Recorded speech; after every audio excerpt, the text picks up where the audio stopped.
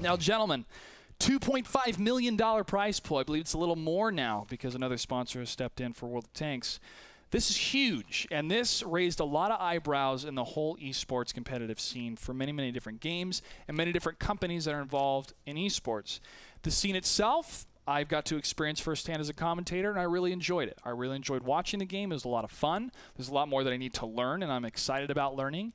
And from a spectator point, you can see the different kind of stratagem and the different ideas in teammates' head of what they're trying to accomplish. But of course, it takes a great storyteller, be it a production team or a commentator, to relay that story to the public. But the game itself, what do you both feel about World of Tanks as an esport and the international scene? James, I'll start with you. I mean, I'm very excited as an esport. Starting into World of Tanks, I really didn't think we would take this to a really high competitive situation with everything. And then we had WCG this year. We have Euro still coming up again this year. We missed out last year, but everything seems to be really ramping up. And as a player in North America, it's still pretty new over here, but it's extremely exciting to see the esports scene really growing and becoming a big thing. And I personally really enjoy watching the matches for like the European and Russian scenes. I think it's extremely interesting to see what all the regions do. So yeah, very excited about everything with that. I think it kind of fits into a unique genre overall. I mean, it is a first-person shooter, so when the action does happen, it does happen very quickly. But there are periods of what would appear to be downtime where things are moving very slowly, or sometimes tanks really aren't moving at all.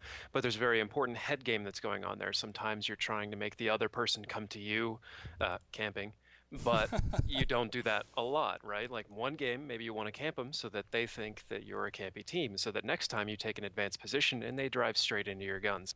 There's always a whole different set of dynamics going on, and the more you know about the game, the more interesting that's going to be. So I guess the best way to describe it, it would be somewhere in between StarCraft and Counter-Strike. I feel it's a very, very well-worded description of the game, and when I would tell people what it was about, it's like, think Counter-Strike, but with 7 people, and it's vehicles, and you have to take cover, and the map's bigger, and they go, okay, I can kind of get it. And no headshots. No headshots. No, I mean, if your ammo blows up, it's kind of a headshot, but that's a little bit random. So, yeah, it's random. Not totally random. You still have to hit the right box. That's true. And then it's like a 33% chance that it, well, we'll stay out of the mechanics. that's the RNG of the game itself. But your experience at WCG, if we can go to my computer real quick, I actually have a picture of you guys at the final dinner before everyone went home, and you happen to have the United States of America, the big U.S. flag planted right in the middle of your table while no other nation had their flag there. That really was a very unique experience, and a lot of people were cheering very loudly for World of Tanks. Of course, China had a very prevalent team there, Wave Knight. They went up against the Red Rush from Russia. Russia was able to take the gold, but it was really quite a unique experience to see a new game being added to the realm of a competitive format of such an international scene. And many teams in Europe are becoming sponsored. Mouse Sports just sponsored a new team for World of Tanks, so it is growing more and more in popularity in the esports culture. But in the North American scene, I would say the 2 most prevalent North American teams are yourself and Team Simp, and you both went head-to-head at the South by Southwest event that happened this month, and it was a blast to watch, and it was a new introduction for a lot of the North American esports realm and gaming realm to get to see the excitement that is World of Tanks. How would you both describe right now the North American scene for World of Tanks, and how will that feed into the entire international scene for the esports side of this game? I would say it's extremely young and growing. Really, if you compare a lot of the teams that we have right now and the strategies and tactics that we use, we're pretty far behind the European and Russian scene for how they play. They play stuff a lot quicker. We play stuff a lot safer because we really don't have a full understanding of how best to use the professional 7v7 42-point format. But with we have the new Wargaming League out and all that stuff, and the more we play it, the more that's going to change, the more we're going to catch up, and then it's just going to be a matter of skill and how much further back we are in experience. Yeah, I'd agree with everything he just said there. I guess the biggest difference is they've already gone through a phase where a lot of teams have tried to camp and paid the price for it. You know, they just forfeit a lot of control of the map, and really good teams know how to beat that. Here in America, it's not completely there yet. A team that camps can still win, and until we get to a point where everybody is good enough to dig that out and not lose to them, then people are still going to do it, and they're not going to play as aggressive as they do in Europe and Russia, which was a lot of fun when we played at WCG. It was a kind of a polar shift for us, paradigm shift, to really get used to a much faster style, and we like it a lot more. I guess the best way to describe the esports scene here would be skeptical, maybe. We've been promised a lot of stuff, and we see it coming, but until you really experience it, it's hard to believe that it's really going to take off for our game. Fortunately, we've been flown around to China and some of these other places and had that tournament at South by Southwest, made a little bit of money off of it so far. So it's a bit more real to us, but until there's some bigger money, I think after season 1, I know either Europe or Russia has $50,000 grand prize for that.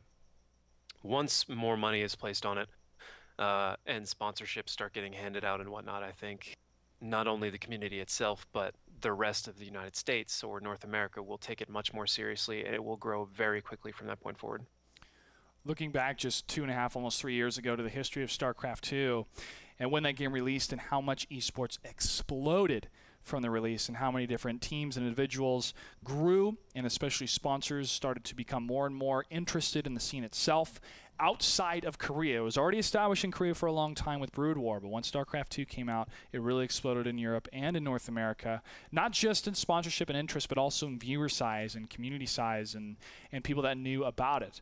Now, because the game is a lot younger for World of Tanks, especially in North America, it's still growing a fan base and a player base, but as more and more players play the game and understand the game mechanics and enjoy it, they will have more eyes on the esports scene. And also, like we actually mentioned this when we spoke on Wednesday, the more people that start to look at it from an esports side will be interested in the game, and they're going to start playing it, and then it kind of grows on both ends, which, you know, looking back and seeing how small the scene was in North America to how big it is today, with StarCraft II or for League of Legends, even for Dota 2, how big that is getting, I see that this is a very viable game that can be an esport, but there's some things that Wargaming still needs to do. And one of those things is to have a very robust spectator client. That's one of the things that StarCraft II did very well at the beginning. The replay client, the spectator client, is very easy to watch a game unfold. This is a different type of game, it's a team game, 7-on-7, so there's a lot of action happening. We have talked about a better spectator client. Wargaming is working on it. But from your perspective, from your standpoint as players, what other facets of the esports realm that already exist in other games need to be transferred over to World of Tanks in order to make it better, not just for the players, but for the spectators? Like you said, I mean, really the big thing is the spectator modes and making that more interesting for it. Boy. Adding on top of that, I mean, that's really been the weakest thing that we've talked about a lot. I mean, there's other things from a competitive standpoint that need to bring in line with StarCraft and Dota and all the ones, and a lot of that is just the randomization in the game is pretty broad right now. Like any damage you do is usually about a plus or minus 25%, which is pretty big of a variance, and really that should be brought back down to like 5-10%. There still should be some variance because there is some interesting moments that can come from that, like you know, you just rolled a little bit low and it's, you know, they're left with 5 hit points left, so they get an extra shot or something like that, and sometimes that's okay, but when there's differences in, you know, a full 1,000 damage worth that you can miss out on because of randomization, that's huge. And takes away a lot from the skill that's involved in playing tanks and placing your shots and angling your armor and all of that. So I think you two have kind of covered the two biggest points right now. Consistency, I guess, is the best way I would summarize what James was just talking about. And then production, like you brought up. Right now, with the current spectator mode, you need a pretty big team to produce something in a really spectacular way. But I think Tanks in particular really requires that. It needs to be presented in a way that's exciting to watch. And you need to have really knowledgeable, interesting casters. And right now, most of that knowledge is hard to come by, and you kind of have to get that out of the captains themselves. And none of us really want to give up playing to be casters. Of course, but of course. what I think needs to change the most, like you said before, esports will make the game grow, and the game will make esports grow. They kind of feed the same pot. I think a person versus environment mode, so you're not stuck playing 15 versus 15 random matches with at most 2 of your friends. I think if they add in either PvE or just different game modes, maybe a ladder, things like that, which I believe is coming, to where you can really spice it up and you're not playing the same monotonous thing all the time. Not that it's not fun to play, but if you want to play, 6 hours in a day, at some point you're just like, man, I really wish I didn't have to do a public match right now. So I think if they add in more of that, especially person versus environment for PvE for North America, I think the game will really explode at that point. I could definitely see, a Battle of the Bulge type scenario of a PvE type gameplay, or you have to participate in a battle that actually happened, and that's definitely viable. And the North American scene loves PvE content, especially when they feel that they could win all the time, compared to being online where you just get decimated when you first start. But go ahead. Mm-hmm. Like you mentioned before, World War II games are really popular. You get to kind of participate in something you've read about, something you've watched on TV and in movies, and something that was part of history. I hate PvE for the most part. In World of Warcraft, I never did it. In any game, really, I never did it. James knows I can't stand it. But the idea of actually performing historical battles in tanks, I would do it. So I think that's kind of indicative of what the North American scene would like, and they already do like PvE in general, and this would be a very new style of it, something that kind of hasn't been done before. I want to comment real briefly on the type of tier structure for the rules right now for the competitive scene before we take a break and actually show the world some live gameplay together. Is that the 7-on-7 format, there's a tier limit, and James, you briefly touched on this, but the tier limit point is 42. Now what that means is in these 7-on-7 matches, not everyone can be a heavy tank and not everyone can be a light tank, but you have to have a variance in the different tanks that you choose, and the tier limit means that your tier points, each tier, like you choose a tier 5 medium tank, you choose a tier 7 heavy, they have to add up to no more than 42 points.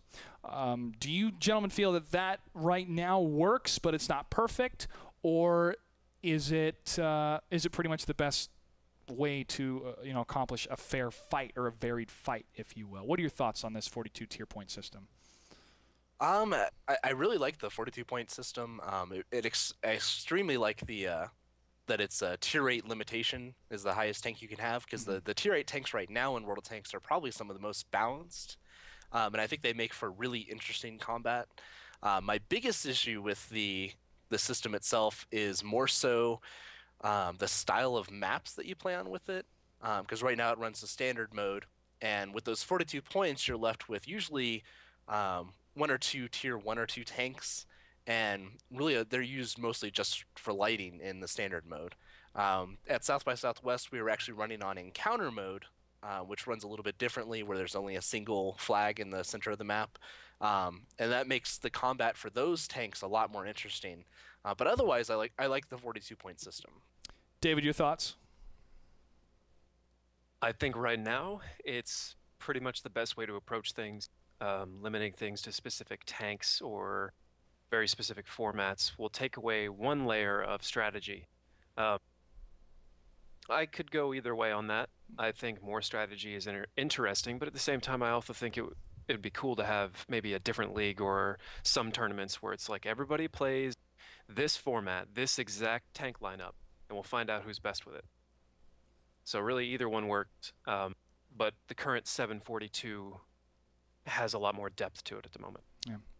Well, the great part about this entire scene, gentlemen, and to everyone watching, is that it's all evolving. We're all learning, and we're all growing together. Be it any game, be it Dota 2, League of Legends, StarCraft II, World of Tanks, is that different play styles and engineering different types of strategies, and also rule sets or even maps allows for the game to be vibrant and engaging, not just stale and the same thing over and over again, but also to watch the best duke it out, and to find out who is the best is really important, and that's why we have to have certain rule sets established. We all know this, though. I'm preaching to the choir. Right now, we're going to take a quick commercial break. We come back, myself and these two gentlemen from Fulcrum Gaming are going to show you what's so fun about playing World of Tanks.